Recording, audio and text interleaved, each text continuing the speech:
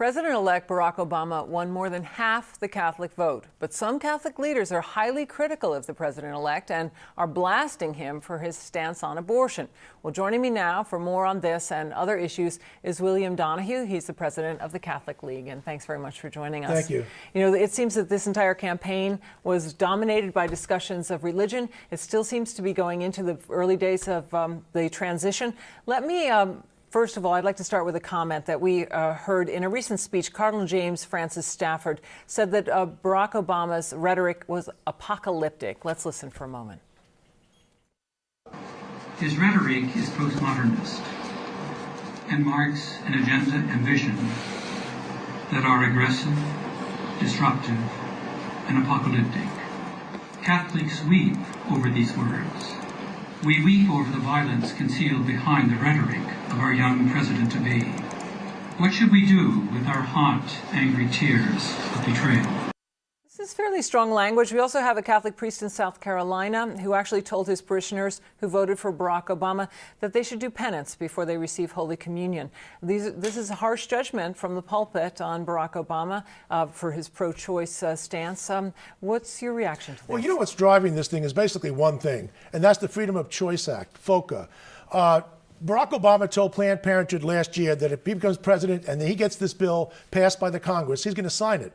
This is the most radical, comprehensive, sweeping piece of legislation restricting every state law which has a restriction on abortion, would overturn parental consent and the like. It also would require Catholic hospitals and doctors to perform abortions. I can tell you right now, the Catholic Church will shut down every single hospital in this country.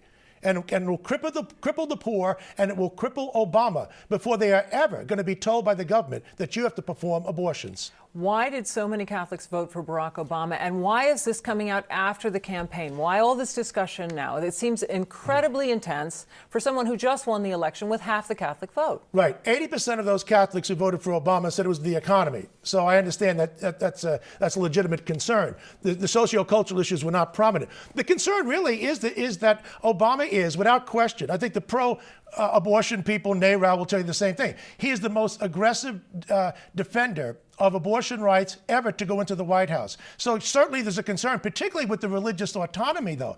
If you try to tell Catholic hospitals and doctors that you're going to perform an abortion, they'll tell you what you can do with your ideas, and Obama will be the loser on this if he's smart, and I think he is. I think he'll be pragmatic, and he won't try to push this. But we'll know, won't we? Because 2 days after he's sworn in, you have the Right to Life March. Bill Clinton stiffed Catholics and overturned every executive order on this. Is Obama going to go out there and say to Pelosi, bring forth FOCA because I'm going to sign it? I don't know. Well, it sounds like this is a firing a shot across Obama's bow, that you're actually raising the stakes on this discussion to the point of this level, to actually make a point about this legislation now. Is that right? I think they should have done it earlier. So I think that's a legitimate criticism of the Catholic Church that should have been more vocal. I don't think enough Catholics know about the Freedom of Choice Act and how draconian it really is. Quite honestly, it has not been out in the mainstream press at all. We really hadn't seen it very much. It's never passed the Congress, though. See, that's just it. So there's a question whether or not it'll make the Congress. All I know is this. Obama pledged to Planned Parenthood last year. If this comes to my desk and I'm president of the United States, I'm going to sign it. And that's what people are now looking at and saying this. There's no question the economy trumped these issues. There's no question. Now that he's going to be president, and look, I think he's a reasonable man, we'll find out. Hopefully he won't be the ideological person that he presented himself to Planned Parenthood. Is it ideological to say that parishioners cannot receive Holy Communion if they voted for Barack This Obama? priest, Father Newman, I checked in with some people down in South Carolina, he said, if you come to communion, I will give you communion. This has been misreported by some people in the press. What he did say is this. It's a material cooperation. If you voted for Obama because you voted for him knowing that he's pro-abortion, you should consider penance before you go. But he also said explicitly, if you come to first of all, what's it going to do? Question people when they come to communion?